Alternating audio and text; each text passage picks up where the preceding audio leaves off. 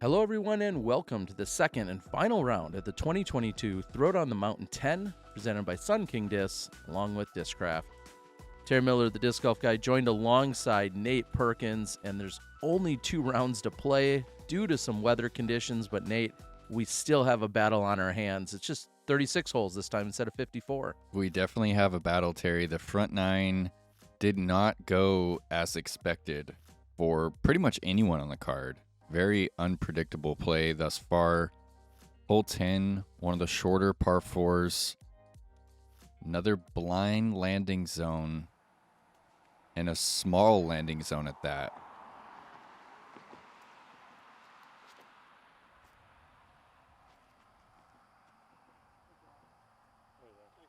That is perfect.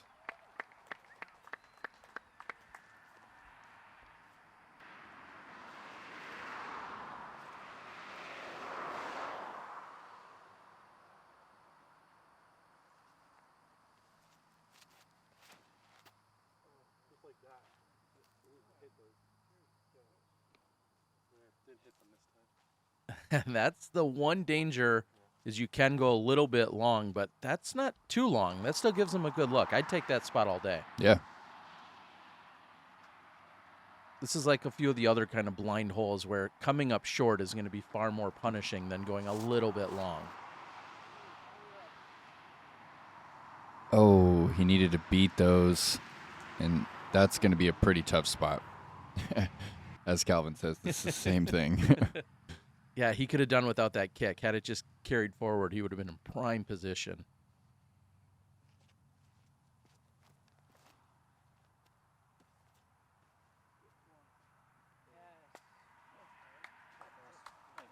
That's not far off from prime position right there for Russell.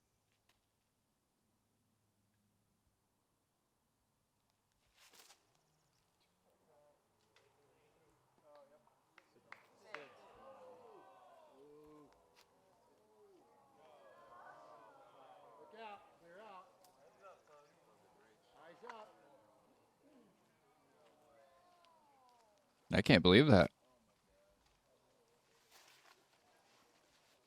Yeah. That's going to be a tough up and down even from right there. Yeah, you see it just left now of where Alex is throwing his second shot. You see Calvin off to the left by about 20 feet.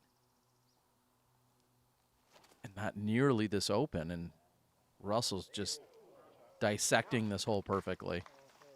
Could have used a little more power, but that's still very makeable.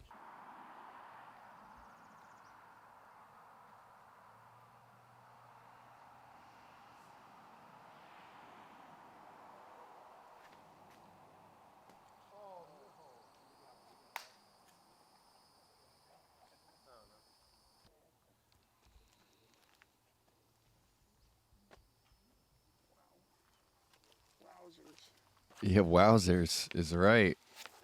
Rolls back down the hill, and this is a pretty tricky spot.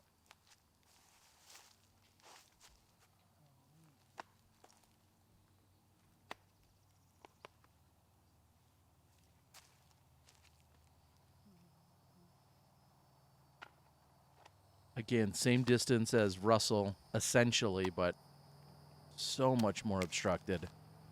He's going to have to manufacture something.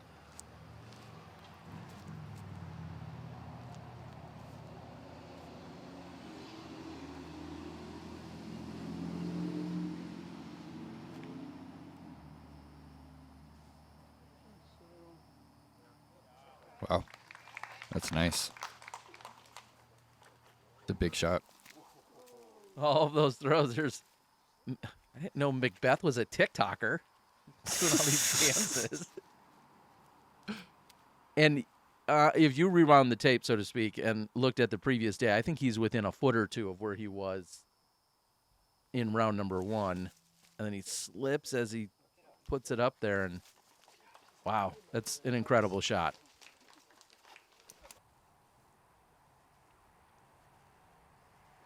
Here's Gilbert for birdie.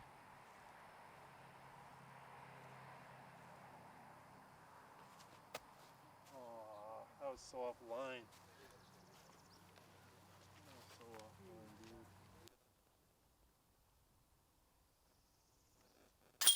And what a par save by Calvin Heimburg. This 535-foot hole, I feel like he threw about 700 feet worth of disc. Now, Russell has a look at birdie. And as he lines up, I want the world to know, some people think I give McBeth a hard time and I don't like him. That's not at all the case. I feel like if you're too soft on our players, they think you're an incessant fanboy. And then if you make too many jokes, they think you hate the person. Yeah. We're just here having a good time, people. In fact, I stayed with Paul and Hannah over at our gracious hosts, Susan and Dwayne Readers, who are, Dwayne is just an absolute staple at this event that helps make it all possible. I really don't think Paul has too many enemies, honestly. He's a friendly guy. Yeah, as you said, so helpful to you as you were seeing the course for the first time in round one. And somehow he manufactures the birdie and gives himself a little bit of separation. Again, this is where they started 2 strokes off of one another as they came into the round. They're both at 4 down through 10.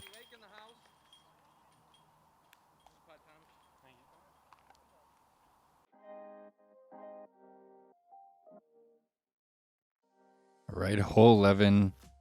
Very reachable 600-foot par 4. Significantly downhill. Shapes from left to right just a bit. You can't quite see the bucket, but you can see the pine straw on the ground, which kind of forms the green. Paul going flippy Zeus here. He got this in round 1.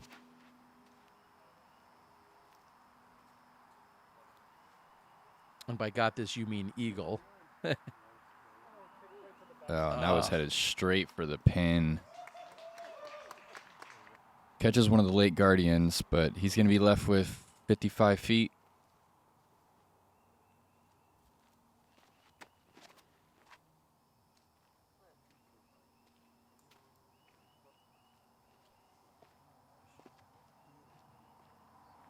Nice clean forehand from Alex. You know, I think this hole is aptly described as, you know, an easy birdie, a tough eagle, but it's also not too easy so that it would be considered a par 3. You know what I mean? It's kind of one of those, everybody should 3 it unless you do something wrong.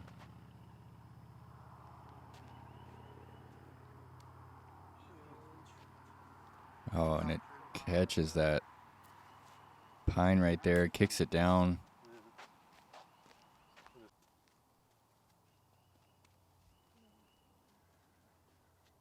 Shaping up to be a 2-man race at this point. Gilbert at one point was tied after a couple holes. Yeah, just turning a little too quick.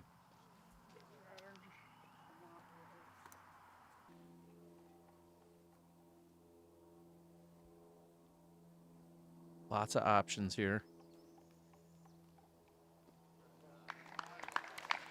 Very nice.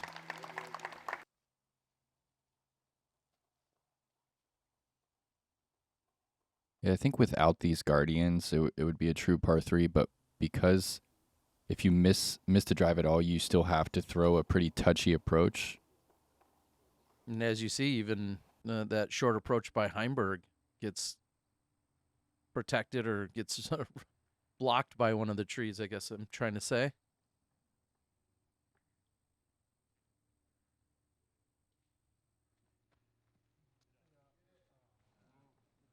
And Thomas is one of those players that if he can jump putt, he will. He'll jump putt from 200 feet.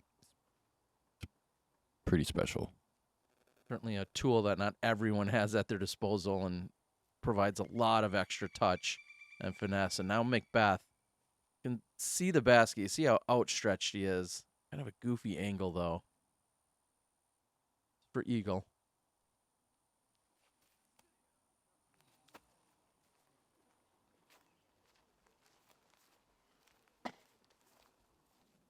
As you said, those guardians so just protect it so well so that it's not just an easy putt once you get down there. Here's Heimburg for the birdie.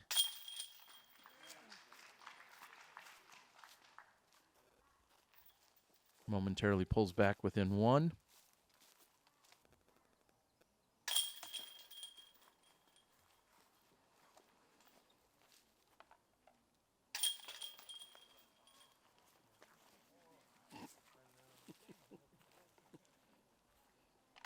Heimburg making sure to roll right in front of me. Product placement. That's what that is, Gary. That guy. He's a gem. He really is.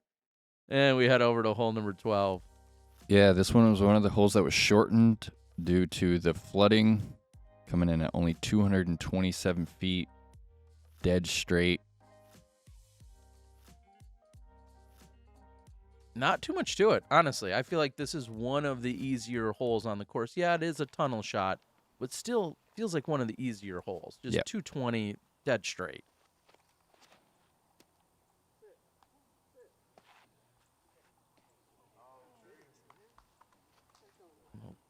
Good kick off the tree with McBeth's Luna, but still shorter than he'd like on such a short hole.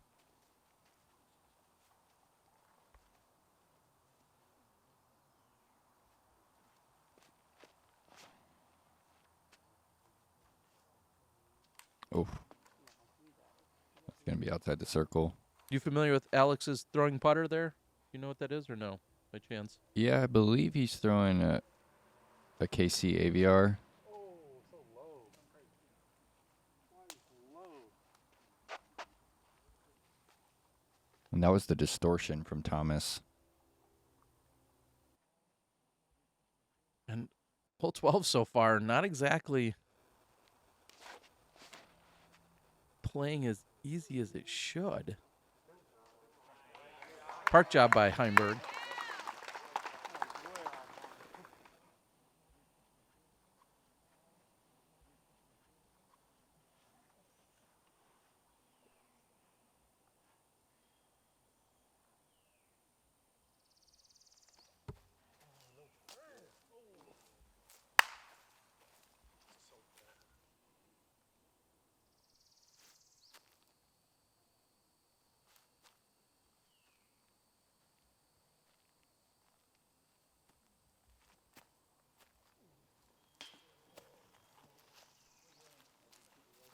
Is this a case of taking it for granted or lapse of concentration? Any thoughts there, Nate?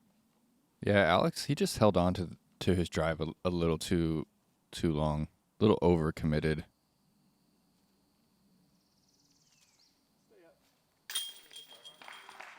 Great looking putt. Oh, we had 3 outside the circle drives on this hole.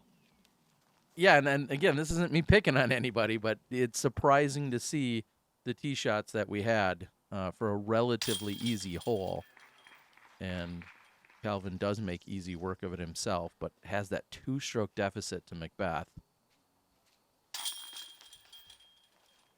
Feels painful when you miss a 227-foot hole and thinking about how that could have cut the lead to just 1 for McBeth, but he answers, and Calvin trying to keep up. We move over to another shortened hole in a moment. Hello, this is Levon Wolf. I want to thank you for making the Endzone Quick Stick the #1 retriever in disc golf. The new XXL is now 4 feet longer, has a 22-foot reach, and a new folding head that's easier to carry. For the best in quality and function, use a Quick Stick. Here we are on 13. What are they trying to do to the shortened one? Yeah, it's shortened to a par 4, only 586 feet. Honestly, this is an attackable par 4. The roller, if you can get this one to stand up straight, it's there. We saw Paul go with the roller during round 1, kind of throwing it straight at the Mando tree.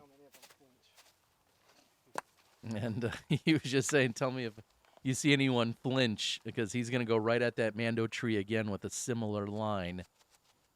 And they're all lined up along the left side. Gives it a little more room this time. Nope, there it is. And just curls out a little too early, but that's an exceptional drive.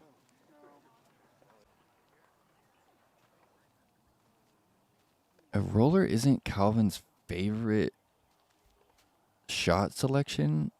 He probably has a similar chance to birdie the hole with just a 500-foot air shot. Yeah, and you think of a lot of time people are throwing rollers because they have a low ceiling and they're trying to get through something. And then you look at Calvin and you're like, wait, you're the best low ceiling thrower in the world. Oh, so close. Just a little bit early.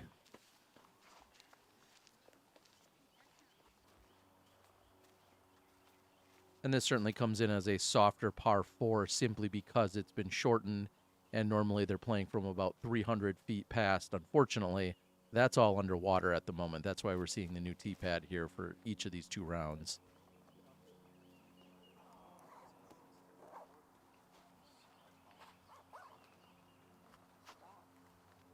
That just doesn't want to sit down. Pretty open over there.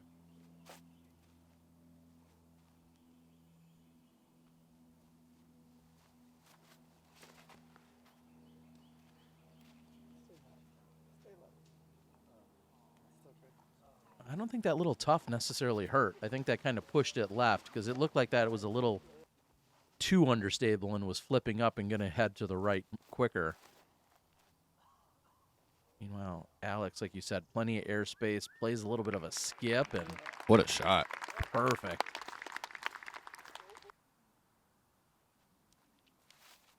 Both Alex and Gilbert 3 under for the round at the moment.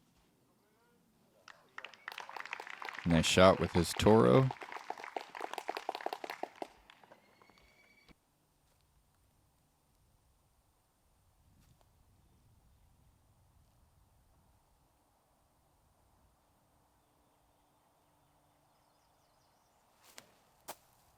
Oh, man, he just popped that out of his hand. Nose up. What a shot from Thomas from a standstill, and he couldn't really follow through on that one.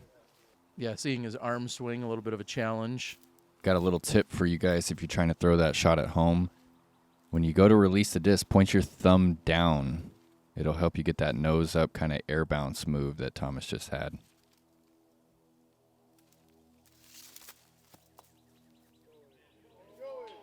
What? He draws metal? I saw sneak under the ceiling. I thought I was like, oh man, it's so good. Yeah, so a great eagle bid, and now Thomas went long with that approach, but unobstructed coming back.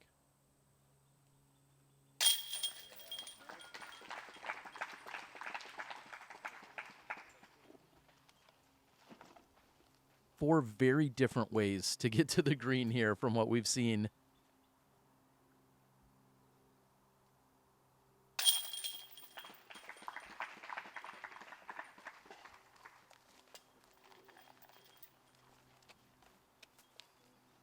We're going to see a star frame, almost the eagle by McBeth, but 4 for 4 here on this card, and they're going to head up that hill very slowly, mind you. You go to one of the most beautiful holes in disc golf, hole 14. Yeah, I've got to agree with you, Terry. This is probably the signature hole out here at the Grand Canyon. Really downhill off the tee. You can bite off a ton of distance, but angle control is key to keep it in the fairway. And it is a par 5, so if you successfully land the drive in the middle, you throw another shot to the mouth. Oh, look at this. Zeus, late flipping. That's huge. Well over 500 feet. I'm going to say you could not throw a better drive. Yeah. And if there's anyone in the world that has a chance, it's this guy. And he's actually just kind of toning back on this one. He's going eagle.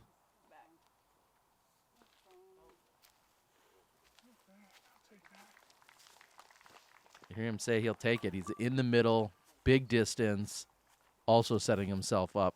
And he's thinking about, hey, I need to start making a move here. You know, the last couple of holes, there's not too much difficulty in, say, 16 and 18.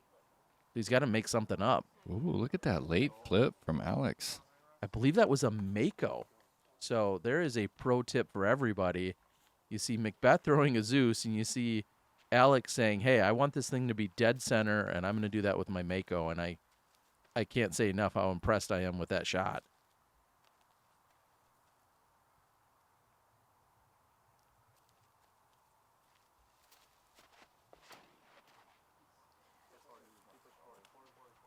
Yeah, it looks like Thomas is going mid-range as well. And another great result. something to be said about, playing for that control, especially on this hole. We saw the danger Wiggins got into in round 1, and you had a few struggles yourself. Yeah, you do not want to be in that patch of sawgrass over there on the right. It's very dense, and that's a really nice controlled shot right there from a Russ.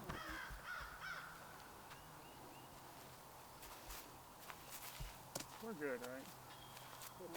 They're putting out. I probably can't even reach that anyways, though. It's really far. Really far. Probably fine. Give you $1 if you make it. If I make it, deal. I'll double it.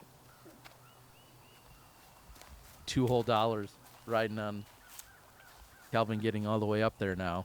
He's probably got 550 to the pin uphill.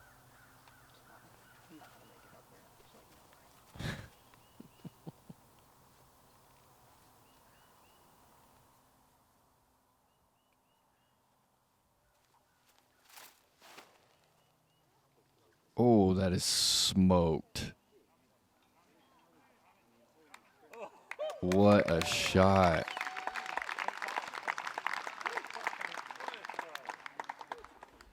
Shot.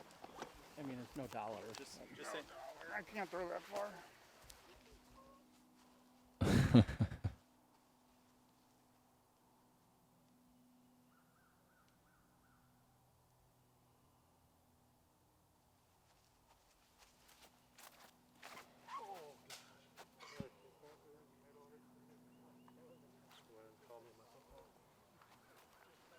And what a misstep. He by- trying to call himself on a foot fault there? Yeah, I didn't fully hear the conversation at the time, but it looked like he definitely slipped, and I think he may have slipped into his disc or something, but you saw that's what pulled it into that left side. And what a huge missed opportunity for Thomas. And now McBeth with one of the longest drives you'll see on this hole. He's going for the eagle. He's going stable Zeus here. Wow, he cracked it hard. I don't think he expected that one to flip up like that. It's going to put him a little bit short. He said in practice that he was there getting the eagle in both Tuesday and Wednesday practice rounds. Now he's got some work to do if he wants it today. Thomas throwing his third. Oh, you cannot make that mistake there. He's very lucky that kicked out right into the center of the fairway to this throw. Here's his fourth.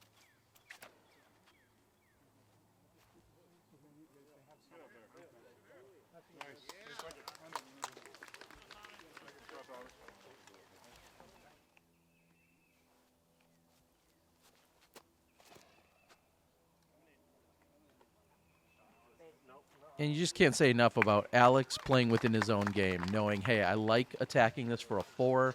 I'm going to do it stress-free. I'm not at all concerned about an eagle or anything of that nature.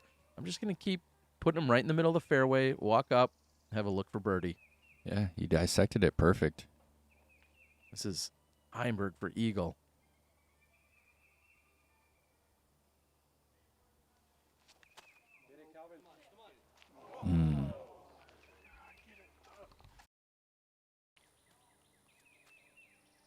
McBeth with an eagle look of his own.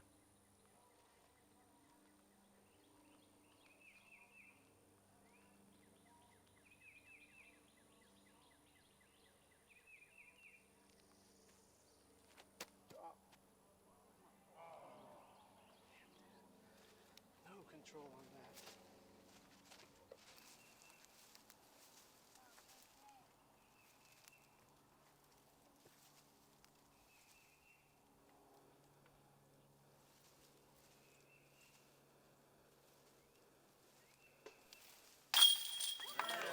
And still walks away with the birdie.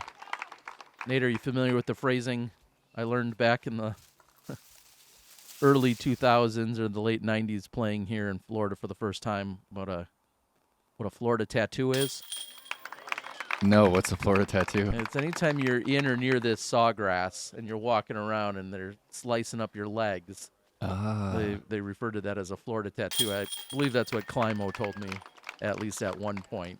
Yeah, Yeah. these blades of grass have barbs on them, so if you're going kind of with the grain, it doesn't hurt you, but going against it, and it really does cut your skin. It will just shred you up, so you definitely want to stay clear of it. As we head over to 15, another beautiful disc golf hole. Man, this is a treat of a par 4. Barbed wire fence on the right and a very, very specific landing zone. We're headed up this hill, and the basket is tucked around the corner this year. It takes a very precise tee shot to attack this green in 2. Okay, McBeth actually stabling up here. Going stable, Zeus. Gonna hit this on Annie.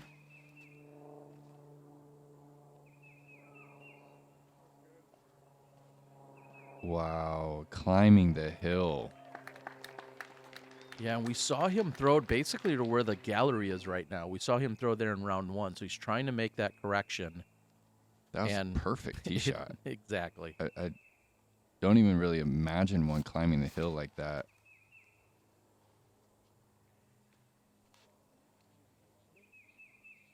Oh, and that climbs the hill too. Matching one another. Heimburg down 2 with 4 left to play.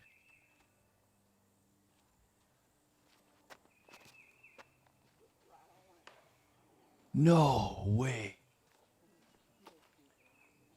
Yeah, worst case scenario there for Alex Russell.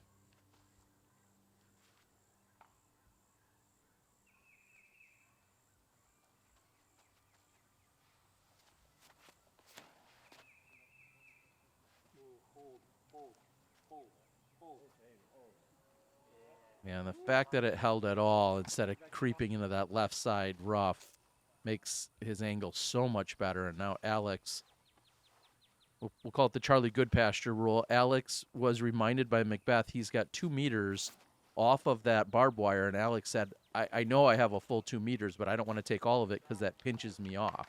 And that's the exact scenario I saw with Charlie many years ago, where I was like, hey, you have more room. And later did I realize I don't want to take all of that 2 meters. So it's a good rule to keep in mind. You don't always have to take that full distance.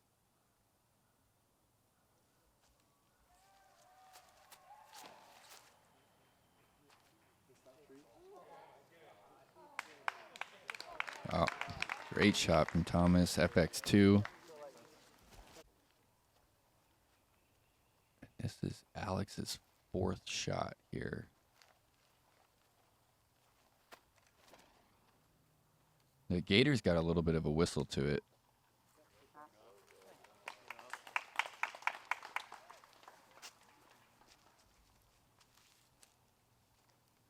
These tee shots are just incredible. I was just thinking I could almost get up and down from here, Nate. And 9 out of 10 times, I could put me inside the circle. What a tee shot. Calvin just barely kissing that Toro.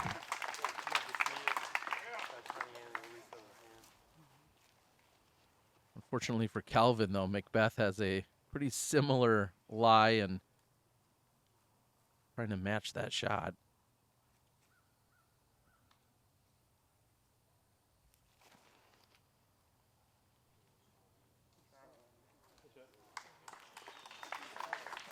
So not the work he had to do in round number 1. We saw him have to hit a huge putt just to save par.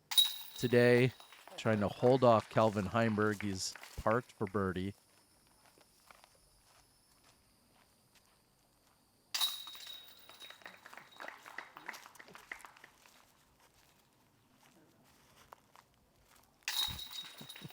Oh, sorry about that.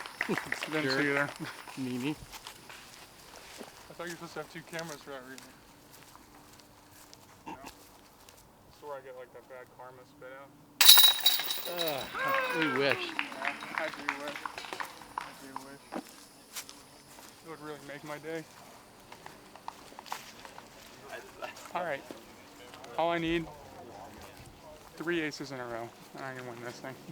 You might be able to tie it up. No, I'll win. Think so? Yeah. All right. Starts here. The easy one. There's the insight, folks.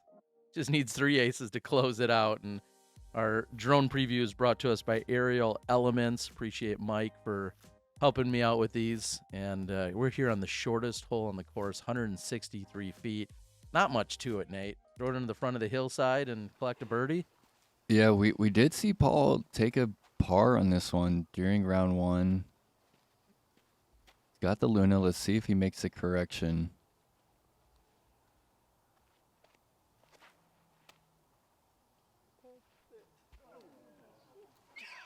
Oh, and he crests the hill again, and it is really sloped behind the pin, and I don't think he's gonna have a look from right there. He's certainly going to be a little bit obstructed, and then you have to think about the drop-off behind the basket, putting back the other way. So, opportunity here for Heimburg.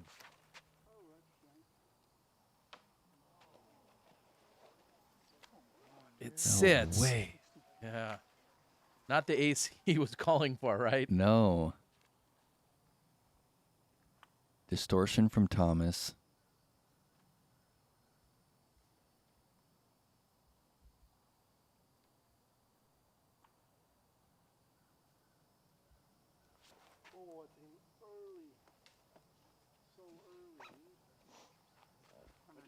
Okay, we're 0 for 3 on circle 1. This reminds me all too much of hole 12. Like, guys, it's right there. Come on, Russ.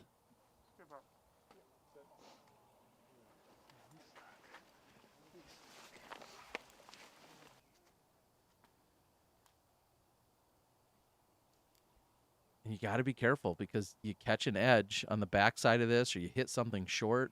There's a lot of squirrely things that can happen on this green.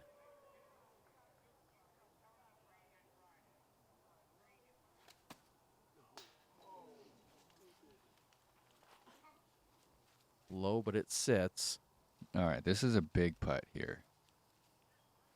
45 feet, slightly uphill. Danger right behind the bucket, but he has to send it.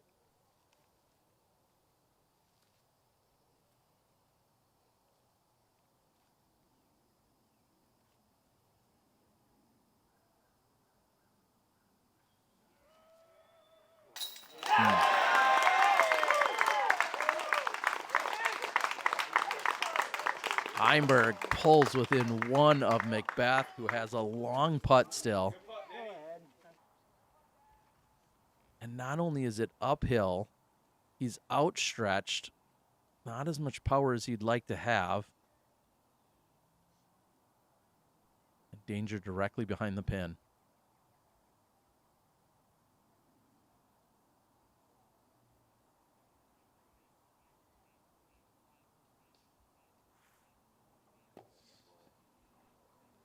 Yeah, I think he kind of changed his mind last minute. I think he might have been considering giving it a full bid, but thought otherwise. Could certainly give away the tournament real quick with a nasty roll away. So he's looking at a par. Here's Russell. Nice.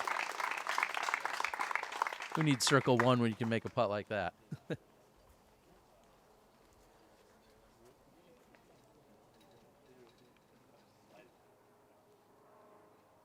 Thomas to save his par.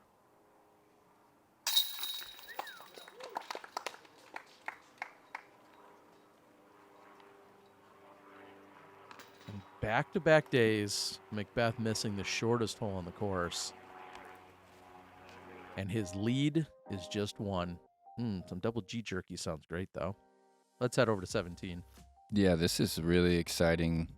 Just 2 to play. 17 is a tough par 3. There is OB all along the left side. You can kind of see it painted on the ground there. You can see it just snaking all the way up into the green here. Calvin going eagle here. His flippier one just needs to hit this flat and see it kind of bleed over to the right just a bit.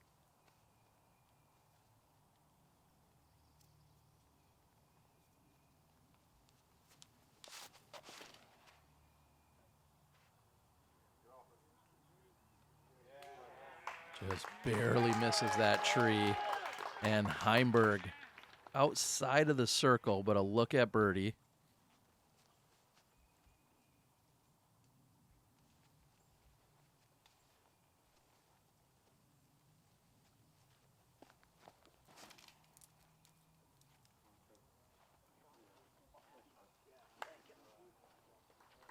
Pretty shot. Very conservative, though. He's definitely playing this one safe.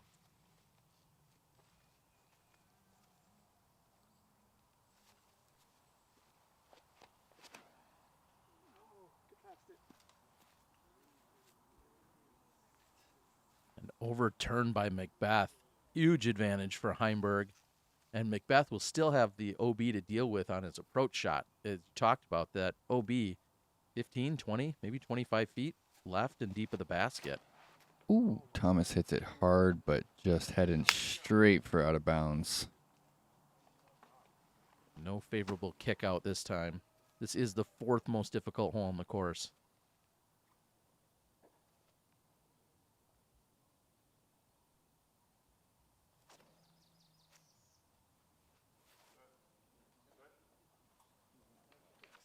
And barely checks up in time. McBeth is going to be inbounds looking at a par. And Calvin's going to be trying to knot this up first. Gilbert.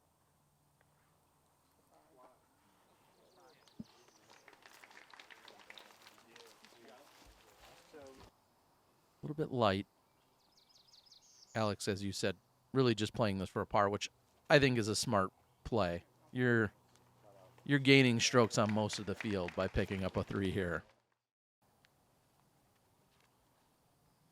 Heimburg to knot it up with 1 hole to play.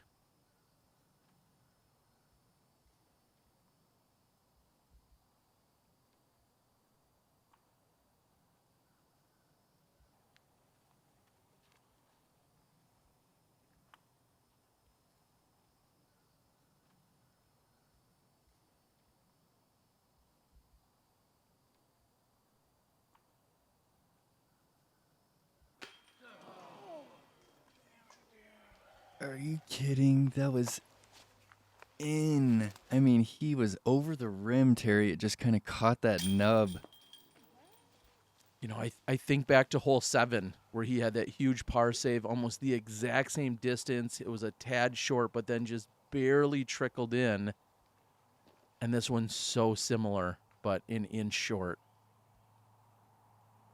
McBeth. Something in the stance. He's just trying to walk away with the par. And with that, he'll have a 1-stroke advantage. 35 holes in. And we head over to an abbreviated hole 18.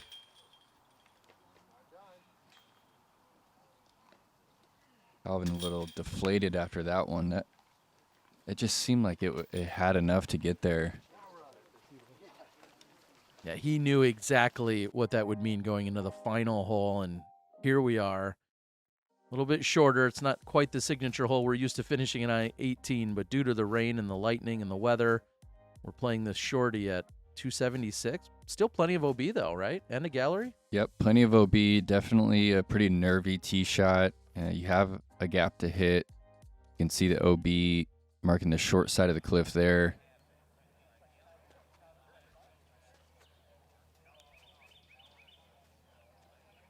Advantage or disadvantage going first here? I think it's a disadvantage.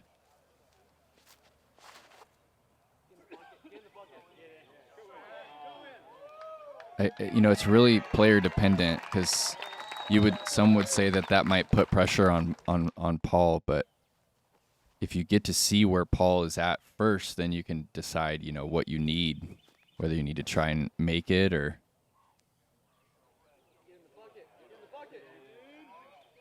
Wow.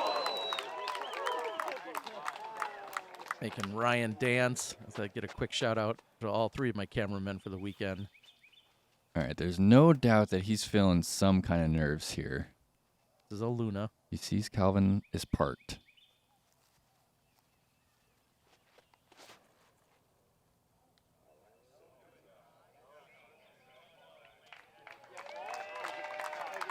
Scoots to 22 feet, maybe. At least. I'm gonna give him even a few more than that, I think. Not a tap in. Let's put it that way.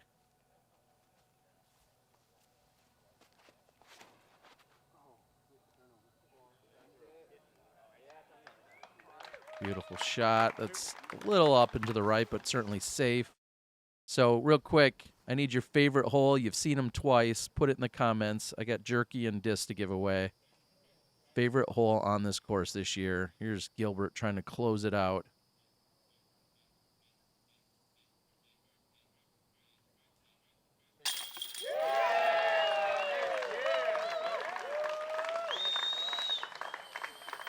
Thomas's first time at Throwdown the Mountain. It won't be his last.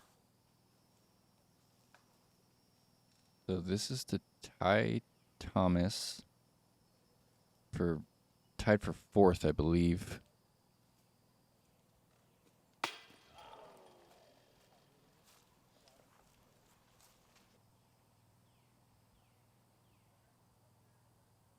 Paul McBeth to seal the win at Throwdown the Mountain.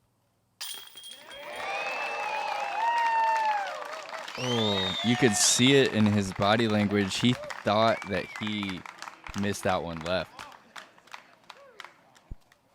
So McBeth, spoiler folks, McBeth's your champion. Takes it down. What a great battle. Nate, thank you for joining. It's been a heck of a weekend. Thanks to everyone, and looking forward to the next one. Yeah, thanks for having me, Terry. This has been a pleasure. If you guys want to support me, you can follow me at Perks of Disc Golf on Instagram and also on YouTube. And shout out to the Disc Golf guy for bringing us this coverage. Love doing it. Here's a check-in with our champion, Paul Beth. This is the disc golf guy. Sure. Go ahead. You can do it. I'm the Disc Golf Guy, and that was my video blog. I'm joined by our champion again in Paul McBeth. And Paul, putting. There were some challenges out there on the green today, wasn't there? Yeah, I just seem to find all the slopes early. It's pretty wet out here and muddy. So yeah, just had to shake those off and hopefully get to some flat land at the end. And even the last one was a little shaky. Well, I think back to the struggles that you found up here on maybe hole 7. Yeah, Okay. hole 7. You had a 10-footer, and you used all of your Nico time. Oh gosh, no comment on that. All right, so you made it very competitive with Kelvin. What were you thinking about in terms of the scores going back and forth today? Well, shoot, Calvin made it competitive. I didn't do it. That's true. You let him in the door. Yeah. So no, I just had a slow start. He caught up real quick, and then I was able to kind of get on a stretch there of quite a few birdies in a row. I don't know exactly, but yeah, the back 9 I played really well, and I was able to close it out. 16, I don't know why it keeps giving me trouble. Just barely clear it, and I got 2 pars on it. So Yeah, it's only 163 feet. I need 168 feet on that one. So you're going to take next weekend off, and we're going to see you at the major. What led you to coming here to play and then taking next weekend off? Well, I've wanted to come back to Florida for so long. So it's nice to come here. Hopefully the tour comes over here more often. Tallahassee next week is a pro tour silver series, but it's a little too close for the major. I know a lot of people are dropping out. They want to get that extra day or week over there. So hopefully we can get back here next year, if not more tournaments. I don't know. I have an issue with Texas, I guess. Yeah. So, yeah, hopefully we can get over here more. And I mean, I love this property, so I'll come to this tournament every chance I get.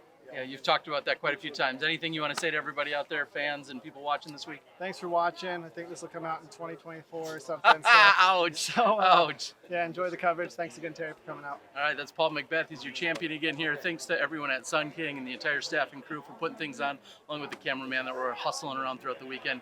Dwayne and Susan and Mike as our hosts, thank you so much. Again, your champ, Paul McBeth. We'll catch you at the next one.